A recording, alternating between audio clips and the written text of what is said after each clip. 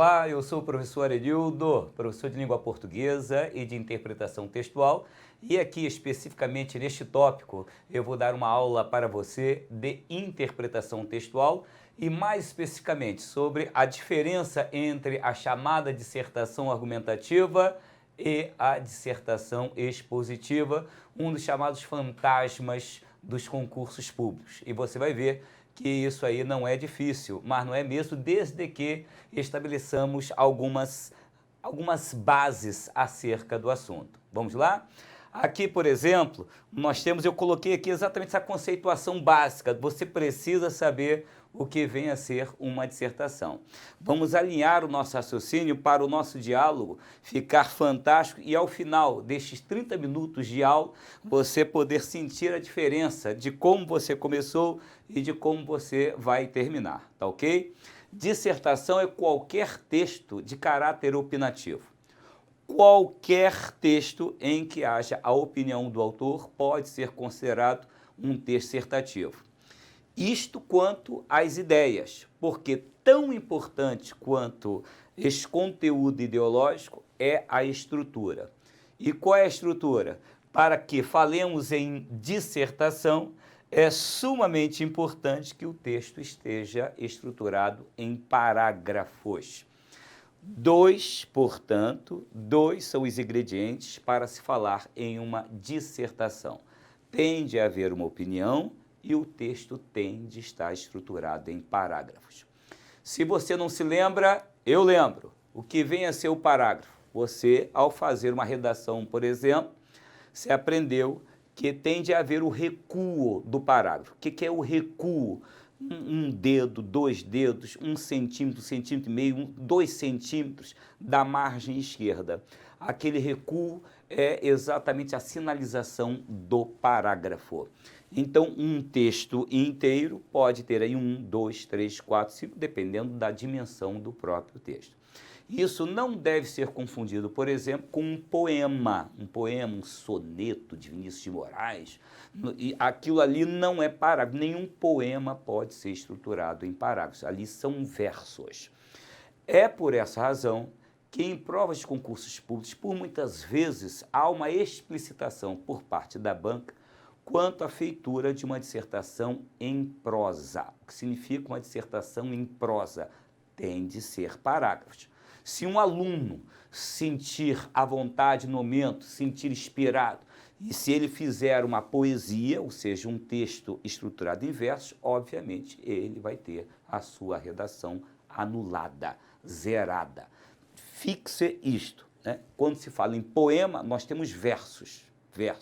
Ou seja, não há o compromisso de começar à esquerda, nem há o compromisso de se terminar a linha, porque são versos.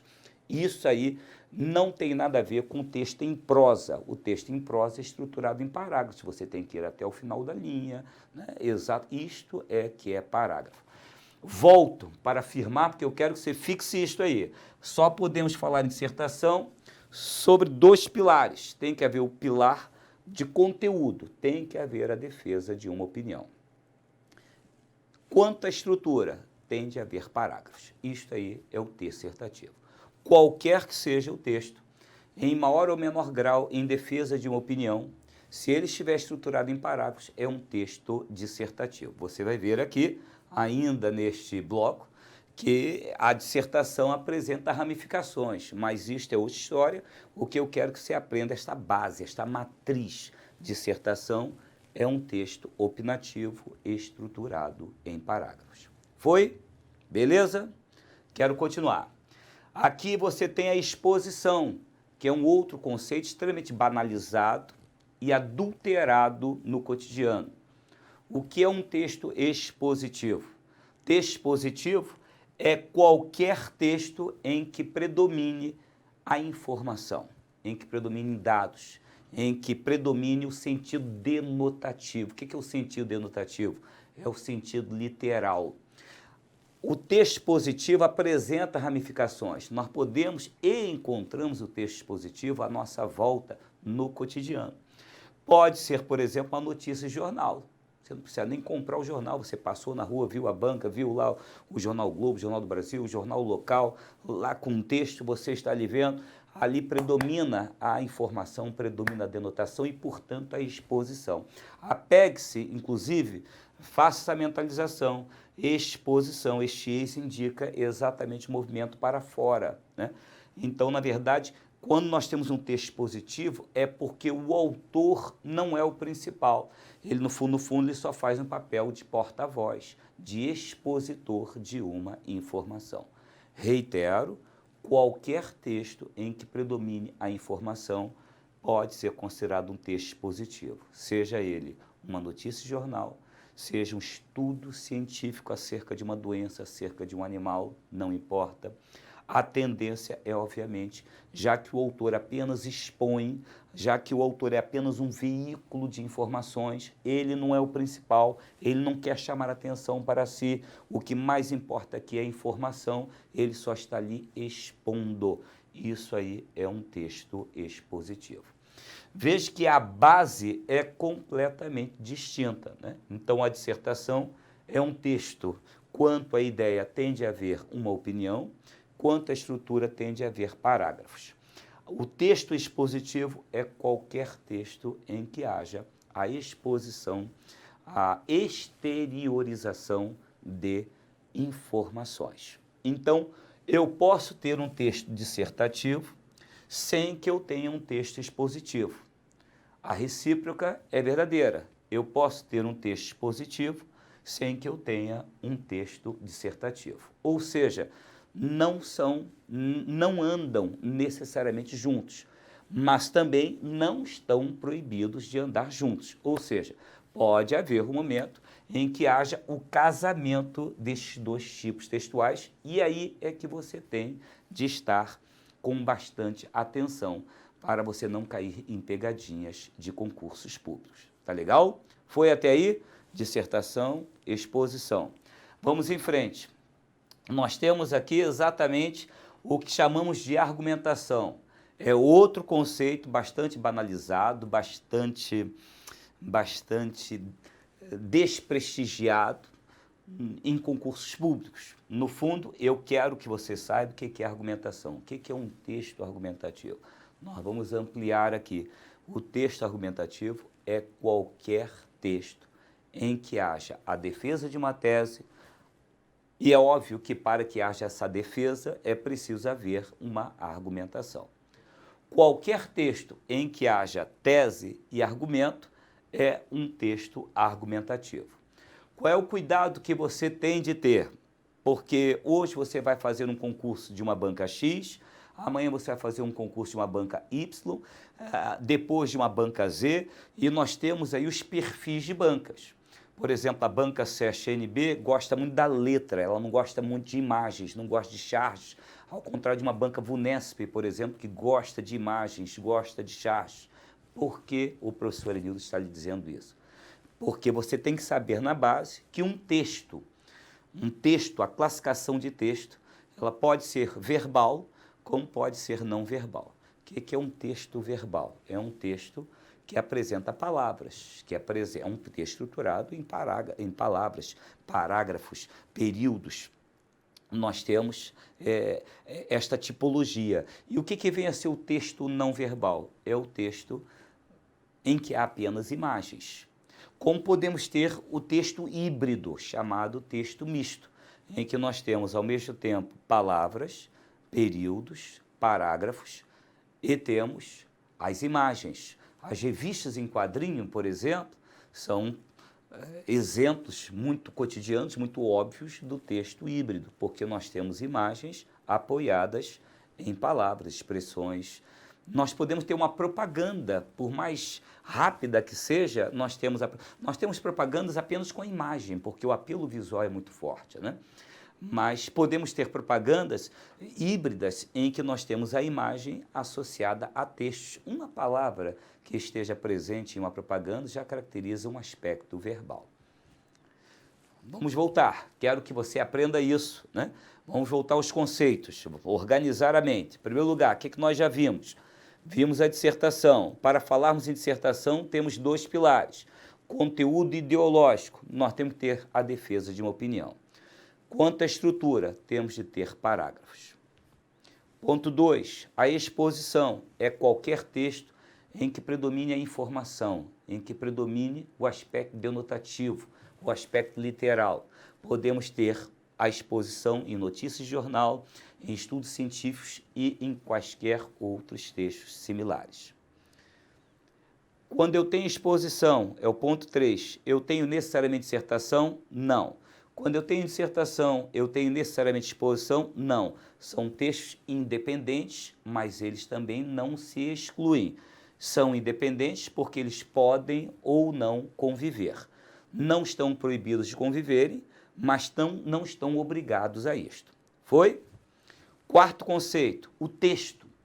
Texto, nós passamos a infância, a adolescência, estudando em escolas, normalmente nós associamos a ideia de texto a uma sequência de palavras que formam orações, períodos, parágrafos.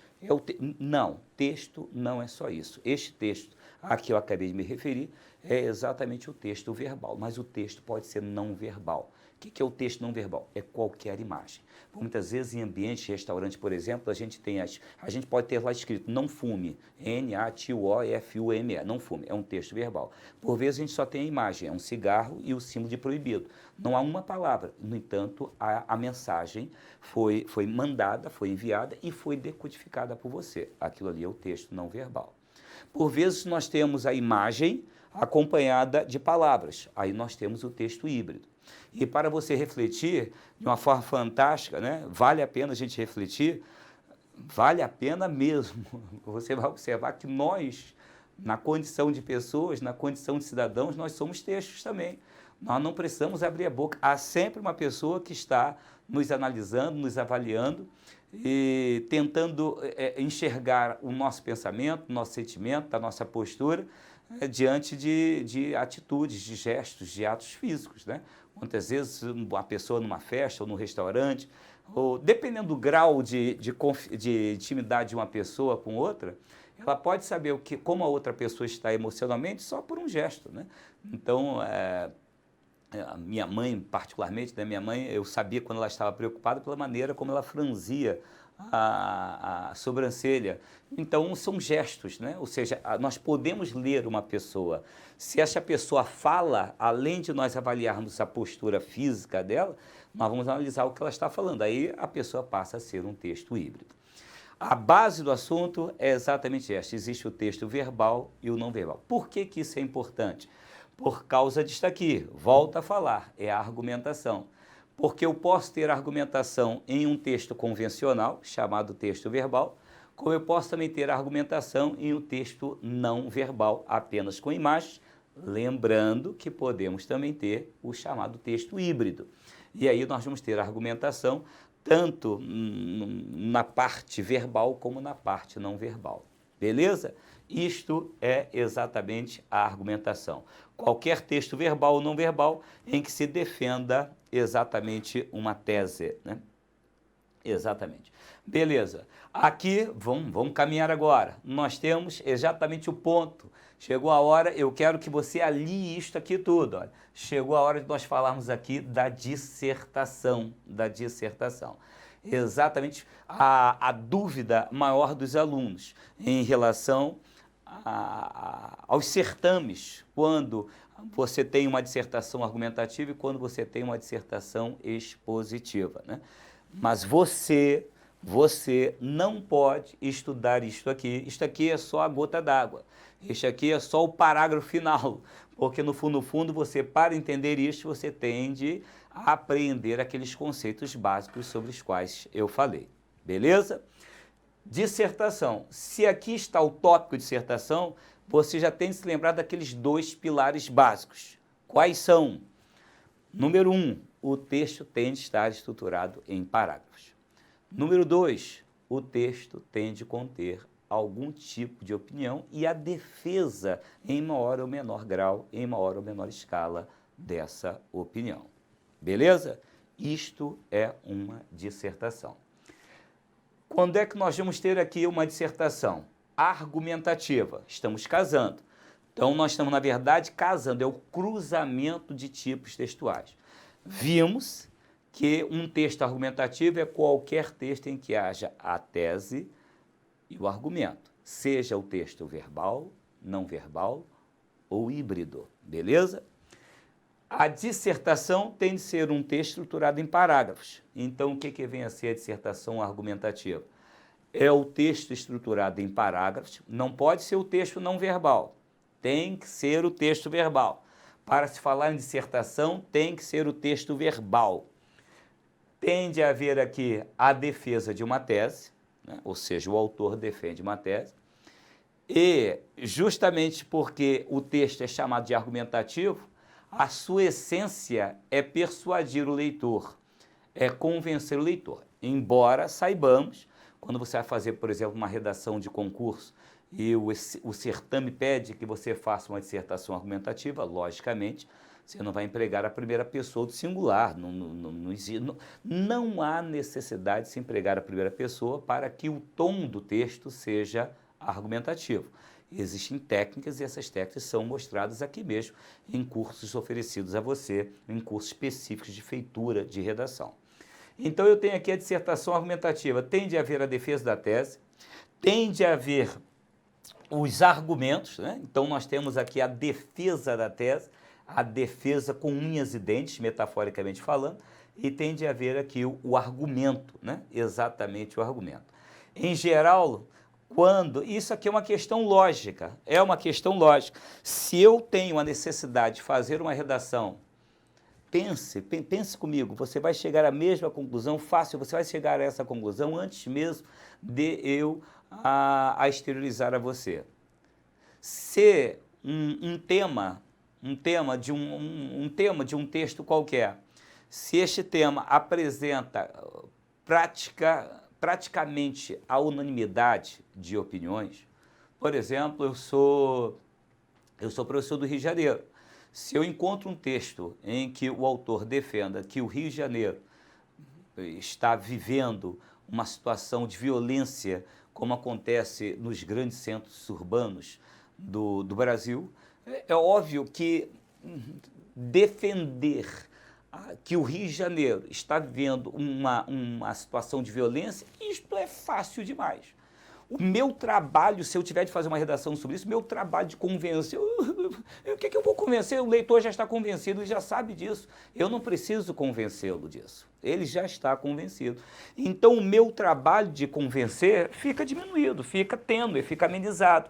Então, eu não tenho por que exatamente argumentar. O máximo que eu posso fazer comprovar isso mediante números, mediante estatísticas de quantos policiais já foram mortos em determinado ano, quantos tiros houve, quantos tiroteios houve, enfim, mas no fundo o que eu vou fazer? Os argumentos não estão saindo de mim, os argumentos estão em jornais, são as estatísticas, então no fundo o que eu vou fazer? Em vez de eu argumentar, eu estou na verdade fazendo uma exposição. Esta é a diferença básica entre a argumentação e a exposição. Entretanto, se eu me envolvo, por exemplo, num assunto polêmico, como acontece no Rio de Janeiro, como acontece em outras partes do Brasil, inclusive do mundo, até que ponto um governante, um representante do Poder Executivo pode, nas suas ações governamentais, até que ponto ele pode agraciar membros, por exemplo, de facções religiosas.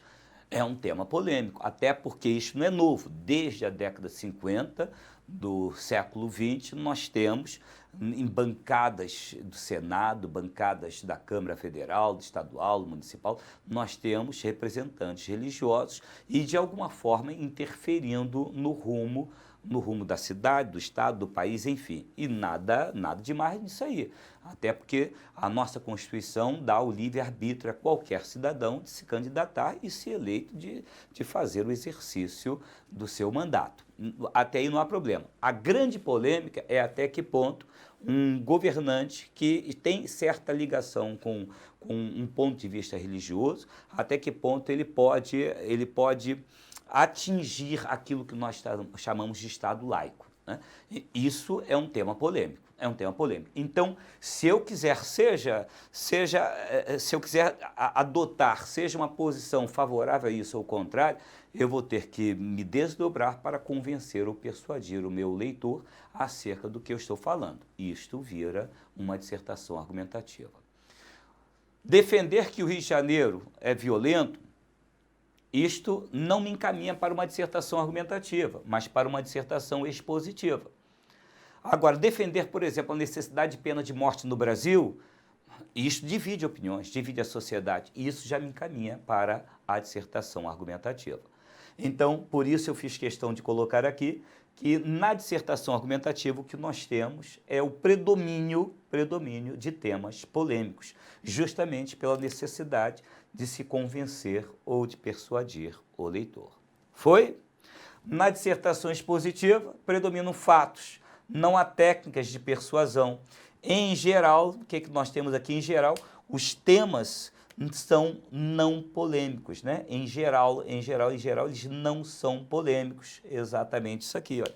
Exatamente porque, como eu expliquei, se o tema não é polêmico, o leitor, antes mesmo de ler o texto, ele já está convencido daquilo, ou quase convencido. E o máximo que o autor de um texto faz é rolar fatos, ou seja, a postura dele é muito mais de um expositor do que propriamente de um argumentador. Foi? Beleza? Por aqui é só. O que eu quero fazer? Vamos para a prática. Quero jogar lá no slide. Eu vou jogar lá no slide porque eu quero que você acompanhe um texto mesmo. Como se você estivesse diante de uma prova, eu quero que você veja a diferença entre um texto essencialmente argumentativo e um texto essencialmente expositivo. Jogue lá, por gentileza. Aqui nós temos a dissertação argumentativa. E você vai observar exatamente o que eu quero. Tenho certeza disso, né? Deixa eu colocar aqui. Beleza, essa aqui é expositiva. Não, eu quero exatamente essa aqui, é argumentativa. Eu quero fazer exatamente uso disso aqui, beleza. Dissertação argumentativa, conforme nós vimos, é aquela dissertação em que o autor vai tentar convencer ou persuadir o leitor. Um tema um tanto quanto meloso, mas porque eu quero que você sinta a diferença. Em meio a tantos abraços, a falta do abraço parece algo sem sentido, mas cada vez mais sentido. Não é como o amor que prescinde do físico e por isso a amplitude abstrata é perfeitamente compreendida, corroborada pelo alcance semântico de infinitude.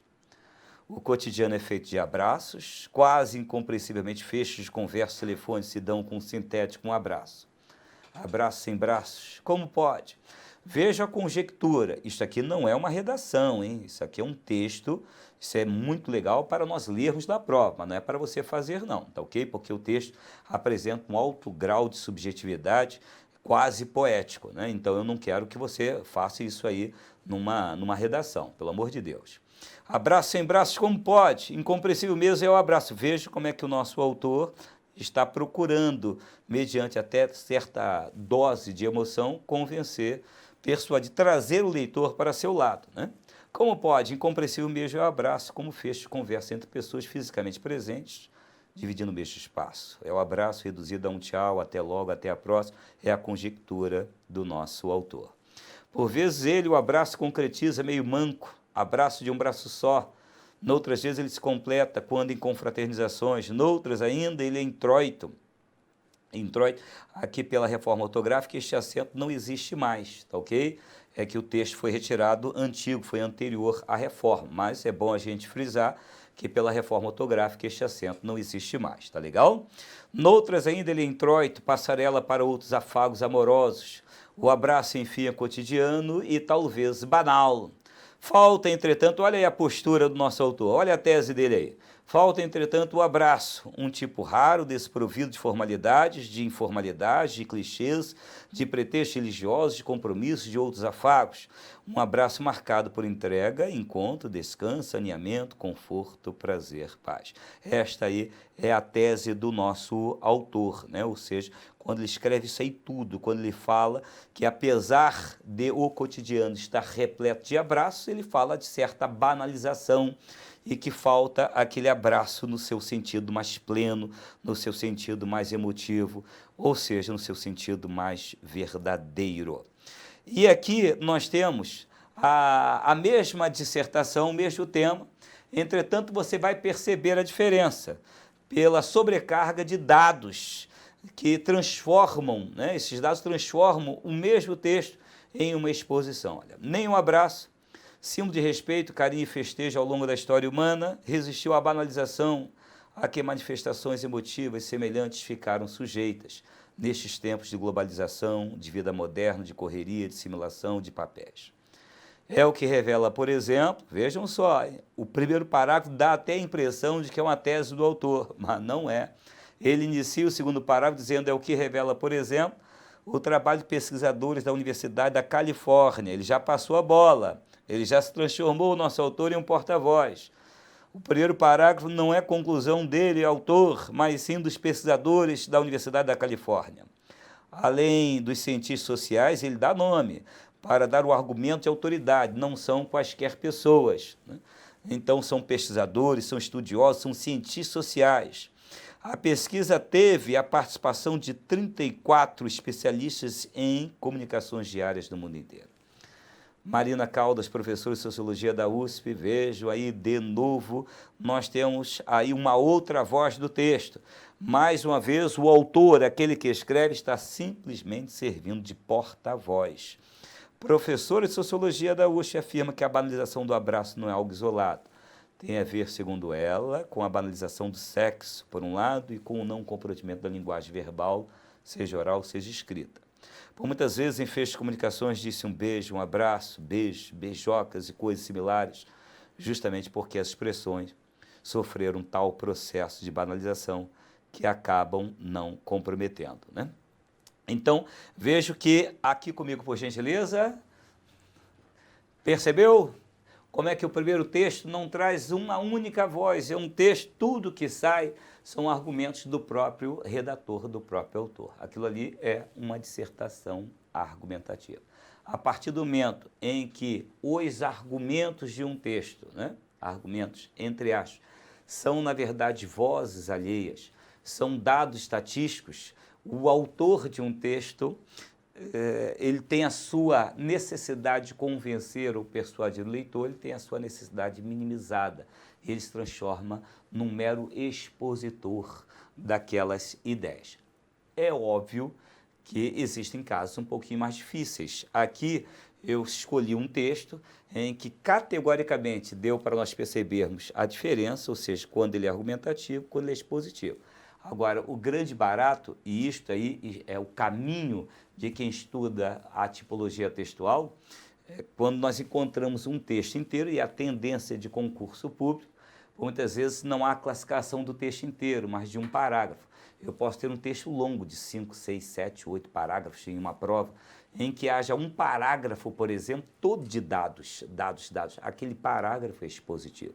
Mas no mesmo texto eu posso ter uma outra passagem, um outro parágrafo, em que o autor esteja, por meio de relações de causa e efeito, de analogias, ele mesmo pode estar tentando convencer o leitor. Neste caso, nós vamos ter uma parte do texto expositivo, uma parte do texto argumentativo. Esta convivência não é proibida. Quando é assim, o comum, calma, não fique nervoso, não fique nervosa, o comum é que você, lá na hora da prova, encontre exatamente o quê? Você vai encontrar a setorização. A banca vai pedir que você diga a tipologia textual daquele fragmento, daquele segmento, tá ok? Vamos fechar este bloco fazendo exatamente uma questão? Vamos lá? Vou voltar lá para o slide, por favor.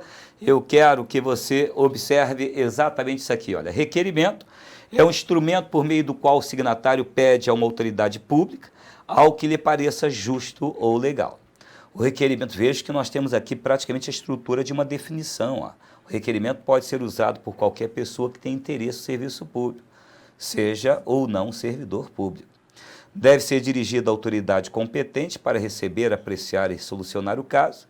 E por aí vai. Veja que nós temos uma estrutura de definição. Olha. Uma vez que o requerimento é veículo de solicitação sob o amparo da lei, somente pode ser dirigido, vejam, até um caráter didático aí. Ó. Exatamente. E a questão nos pede que identifiquemos o tipo predominante. Né? Então veja, conforme eu falei no início, este texto aí faz parte exatamente do que nós chamamos de exposição. É um texto expositivo pela sua natureza informativa. Por que eu não posso ter aqui a narração? Porque não apresenta um enredo, o que caracteriza a narração o enredo. Por que eu não posso falar aqui em uma dissertação? Porque não existe defesa de opinião. Por que eu não posso falar aqui exatamente descrição? Porque eu não dou detalhes físicos, nem psicológicos de nada, nem de ninguém. Por que eu não posso ter uma injunção? Injunção é o texto caracterizado por formas imperativas. Não é o caso aí, olha. Qualquer texto em que eu tenha formas imperativas, um texto instrucional, indicando instruções, é um texto injuntivo, mas não é o caso aí. Aí nós temos exatamente o texto positivo. Volte para mim aqui, por favor. Legal? E é o que eu queria mostrar a você.